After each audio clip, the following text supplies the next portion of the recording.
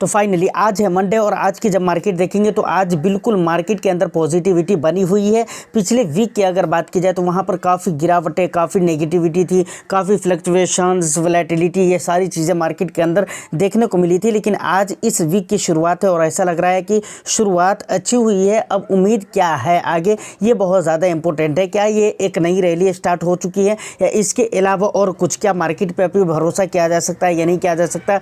कितना ज़्यादा दिमाग लगाने की ज़रूरत है मार्केट के अंदर, कितना ज़्यादा स्ट्रैटेजी बनाने की ज़रूरत है? इन तमाम तर मुद्दों के ऊपर आज की इस वीडियो में हम डिटेल्स में बात करेंगे। तो सर वीडियो बहुत इंटरेस्टिंग होगी, एक लाइक कर दीजिए, शेयर कर दीजिए। चैनल को अगर अभी तक आपने सब्सक्राइब नहीं किया है तो चैनल को भी ज़रूर सब्सक्राइब कर लें, क्योंकि इस तरह के इंटरेस्टिंग कंटेंट मैं आपके लिए लेकर आता रहता हूँ। देखिए, सबसे पहली बात, अगर मंडे की मार्केट की बात की जाए तो मैंने शनिचर को कहा था, सैटरडे को मैंने कहा हुआ था कि भाई मार्केट में कुछ ऐसी चीज़ें हैं जिसकी वजह से ऐसा लग रहा है कि भाई जैसे चार्ट पैटर्न वगैरह को भी देखने के बाद ऐसा लग रहा है कि भाई मार्केट पॉजिटिव रहेगा मंडे को, और वही चीज़ें हो रही हैं। देखिए, अब मैं ये नहीं कह रहा हूँ कि भाई जो मैं कहा इसीलिए हो गया है, ऐसा कुछ नहीं है। देखिए, मैंने कह दिया कि भाई ऐसा लग रहा है कि पॉजिटिव रहेगा मार्केट, क्योंकि काफ़ी चांसेस है इसके, लेकिन नेगेटिव भी हो सकता था, कुछ कहा नहीं जा सकता था, क्योंकि स्टॉक मार्केट के अंदर श्योर और 100% आपको कोई भी नहीं बोल सकता। फाइनली वो सारी बातें की बात है। और आज अगर देखें तो मार्केट में Nifty, Fin Nifty, Bank Nifty, इसके अलावा अगर विदेशों के मार्केट को, खासतौर से यूएस के मार्केट को अगर देखें तो वहाँ पर भी बिल्कुल पॉजिटिविटी बनी हुई है। तो अब देखिए, आज की डेट में मार्केट बहुत ही अच्छा रहा है। अब बात आती है कि आगे लॉन्ग टर्म में क्या ये ऐसी ही रहेगा? देखिए, लॉन्ग टर्म में ये शॉर्ट ड्यूरेशन में जो कुछ भी हो रहा है, तो ये इतना ज़्यादा मैटर नहीं करता है और इसके ऊपर पूरा भरोसा भी आपको नहीं करना चाहिए। और अगर आप ऐसा सोच रहे हैं कि अब यहाँ से बुल रन स्टार्ट हो चुका है, क्योंकि वीक के पहले ही दिन में इतना अच्छा खासा परफॉर्म किया, इसका मतलब है कि आगे भी चलेगा। देखिए, ये बात तो कहीं से कोई मुद्दा ही नहीं बनता और कहीं से इस बात का ये मतलब होता ही नहीं कि भाई किसी भी वीक का अगर पहला दिन सही है तो उसके आने वाले दूसरे डेज भी अच्छे रहेंगे, तो इसकी कोई गारंटी नहीं।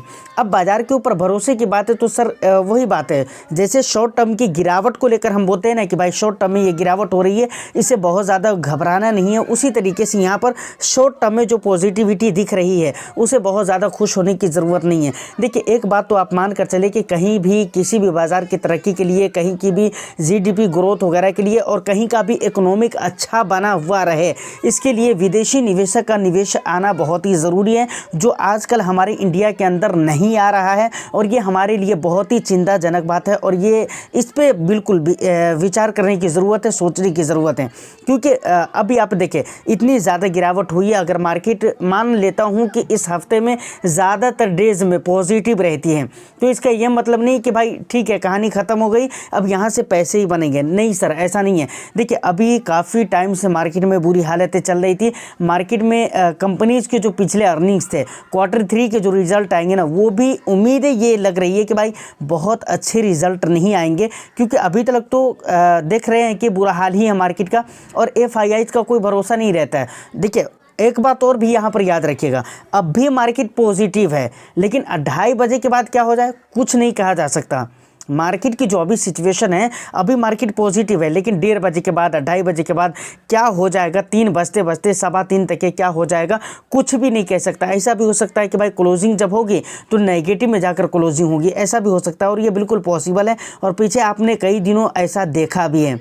तो ये बहुत मेन चीज़ है कि भाई बाहरी निवेश जब तक नहीं आएंगे मार्केट के अंदर से, जब तक वैल्यूएशन नहीं ख़त्म होंगे, तब तक चीज़ें सुधरने को नहीं आएगी, समझ रहे हैं ना। तो ये सारी चीज़ें हैं जो कि शॉर्ट ड्यूरेशन में चलता रहेगा।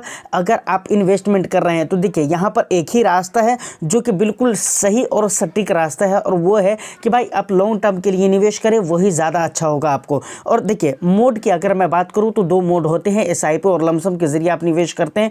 किसी भी एक मोड को आप मत अपनाइए। मेरा तो भाई पर्सनल अपना ये ओपिनियन है और मैं बराबर बोलता हूँ कि अगर आपको लगता है 8,000 या 10,000 या 15,000 की SIP कर सकता हूँ, तो वहाँ पर आपको बहुत सारा पैसा बचा कर भी रखना चाहिए। अगर आपको लग रहा है मंथली तौर पे मैं 15,000 रुपये निवेश कर सकता हूँ म्यूचुअल फंड के अंदर या स्टॉक के अंदर, तो आप बिल्कुल 15,000 रुपये निवेश ना करें, बल्कि 12,000 करें, 10,000 करें, और ये जो 3,000 या 5,000 रुपये जो बचते हैं ना, उसको बिल्कुल बचा कर रखें।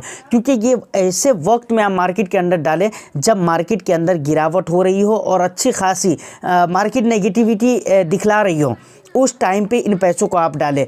चाहे आपका वेल्थ क्रिएशन करना हो या जिस भी मकसद से आप निवेश करना चाहते हैं, यकीन माने आपका जो भी मकसद है, जो भी गोल्स हैं, उसको कंप्लीट करने में ये बहुत ज़्यादा और बहुत जल्दी हेल्प करवाएगा। उसके बाद अब बात आती है कि भाई स्ट्रैटेजी की अगर बात की जाए ना, तो जो कुछ भी स्ट्रैटेजी वगैरह काम आती है ना, वो या तो शॉर्ट ड्यूरेशन के लिए काम आती है या फिर क्या कहते हैं कि ट्रेडिंग वगैरह में आप स्ट्रैटेजी वगैरह को लेकर चल सकते हैं। ETF इन्वेस्टिंग में आप स्ट्रैटेजी वगैरह तैयार कर सकते हैं। म्यूचुअल फंड में और अगर लॉन्ग टर्म इन्वेस्टमेंट आप स्टॉक में भी कर रहे हैं तो वहाँ पर बहुत ही ज़्यादा मतलब दिमाग लगाने की ज़रूरत नहीं है। देखिए, जब भी गिरावट होगी ओवरऑल मार्केट के अंदर, सारे ही स्टॉक्स गिरेंगे। इसलिए बराबर आप लोगों को कहा जाता है और बराबर ये चीज़ आपको समझनी चाहिए कि कभी भी स्टॉक मार्केट के अंदर आपको क्वालिटी स्टॉक लेने की ज़रूरत है। देखिए, वो महंगे ज़रूर होते हैं। कई मरतब हम सोचते हैं कि भाई 5 रुपये का मिल रहा है, 6 रुपये का मिल रहा है, 10 रुपये का, 15 रुपये का एक स्टॉक मिल जा रहा है, तो हम उसके ऊपर टूट पड़ते हैं। हमें लगता है बड़ा सस्ता है, या आने वाला टाइम में 50 हो जाएगा, 100 हो जाएगा, 500, 2000, 4000 हो जाएगा। लेकिन ऐसा नहीं होता है। कई मरतबा ऐसा देखा जाता है कि भाई जो सस्ते स्टॉक्स होते हैं, फंडामेंटली स्ट्रॉन्ग नहीं होते हैं, मजबूत कंपनी नहीं होती है, उसकी दूसरी जो चीज़ें हैं वो सारी चीज़ें अगर अच्छी नहीं होती हैं तो गिरावट के टाइम पे गिरती है लेकिन उठ नहीं पाती है। तो कहने का मतलब है ओवरऑल मार्केट में जब गिरावट होगी तो सारे ही अच्छे बुरे सारी कंपनीज गिरती है, लेकिन जब मार्केट में रिकवरी आती है उस टाइम पे जो बुरी कंपनीज होती हैं वो रिकवर नहीं कर पाती है अपने आप को। तो फाइनली लॉन्ग टर्म के लिए बने रहे और मार्केट के अंदर इंतजार करते रहें, वेट करते रहें कि मार्केट की जो हालतें हैं वो कब जाकर सही होती है। देखिए, काफ़ी सारी चीज़ें हो चुकी हैं और बहुत सारी बातें अभी होनी बाकी है, और यहाँ पर जो मेन चीज़ें हैं ना, वो 2 चीज़ें मुझे लगता है कि बहुत ज़्यादा मेन है। अगर इन दोनों चीज़ों का हल हो जाता है तो मार्केट के अंदर ऑटोमेटिकली यहाँ पर बहुत सारी बातें होने लगेगी। सबसे पहली चीज़ तो भाई स्मॉल कैप और मिड कैप के अंदर जो अभी भी ओवर वैल्यूएशन है तो उसका ख़त्म होना ज़रूरी है। और दूसरी बात यह है कि भाई FIIs के जैसे ही निवेश आने लगेंगे तो यहाँ पर मार्केट ऑटोमेटिकली उठना शुरू हो जाएगा। समझ रहे हैं ना। अभी इस बीच की अगर मैं बात करूँ ना, तो बहुत सारे ऐसे डोमेस्टिक इन्वेस्टर्स हैं जो भी डरे हुए हैं और उन्होंने भी अपने पैसे निकाले। डोमेस्टिक इन्वेस्टर्स ने भी अपने पैसे निकाल चुके हैं। तो यहाँ पर देखिए, एक बात और भी आती है, बहुत सारे लोग यहाँ पर ये भी कहेंगे कि भाई लार्ज कैप से मतलब रहता है FIIs को अब स्मॉल कैप और मिड कैप के अंदर वैल्यूएशन रहे या ना रहे उससे उसको क्या फ़र्क पड़ता है। तो बिल्कुल पड़ता है सर, अगरचे उसके निवेश ज़्यादातर लार्ज कैप में ही आते हैं और लार्ज कैप कंपनीज़ के अंदर निवेश करते हैं, लेकिन फिर भी स्मॉल कैप और मिड कैप के वैल्यूएशन से भी FIIs को फ़र्क पड़ता है। इस बात को आप याद रखिए। तो फाइनली मार्केट के अंदर जो आज की पॉजिटिविटी है उसको लेकर हमारी यही कुछ अपने पर्सनल ओपिनियन थे जो कि मैंने आपको रखा है और आपके सामने रखा है। बट आप इन तमाम चीज़ों के बारे में कैसे सोचते हैं वो आप मुझे कमेंट सेक्शन में बता दीजिएगा। और दूसरी बात कि भाई हम तो ऐसे भी म्यूचुअल फंड के निवेशक है, हमारे तो कभी भी मज़े ही मज़े है। और कोई भी म्यूचुअल फंड के निवेशक हो, अगर वो लॉन्ग टर्म के लिए बने रहते तो उनको मज़े ही है, समझ रहे हैं ना। क्योंकि उनको ना कोई स्ट्रैटेजी बहुत ज़्यादा सेट करने की ज़रूरत है और ना ज़्यादा परेशान होने की ज़रूरत है, क्योंकि उनकी पोर्टफोलियो म्यूचुअल फंड की पोर्टफोलियो है और एक स्कीम के अंदर कितनी कंपनीज होती है इस चीज़ को आप समझ ही रहे हैं। तो बहुत ज़्यादा टेंशन यहाँ पर लेने की ज़रूरत नहीं है। प्लस आपको बहुत सारी चीज़ें यहाँ पर खुद से मैनेज नहीं करनी पड़ती है। फंड मैनेजर होते हैं, एक्सपर्ट होती हैं, उनकी जो टीमें होती हैं वो सारी चीज़ें होती हैं, जिसकी वजह से यहाँ पर तो और भी बहुत ज़्यादा टेंशन लेने की ज़रूरत नहीं है। तो ये सारी बातें हैं। उम्मीद करता हूँ कि ये इन्फॉर्मेशन आपको अच्छी लगी हो तो एक लाइक करके शेयर कर दीजिए। चैनल को सब्सक्राइब नहीं किया तो चैनल को भी ज़रूर सब्सक्राइब कर लें। मैं फिर मिलता हूँ किसी नेक्स्ट एंड इंटरेस्टिंग वीडियो में। जब तक के लिए all the best. Thank you for watching.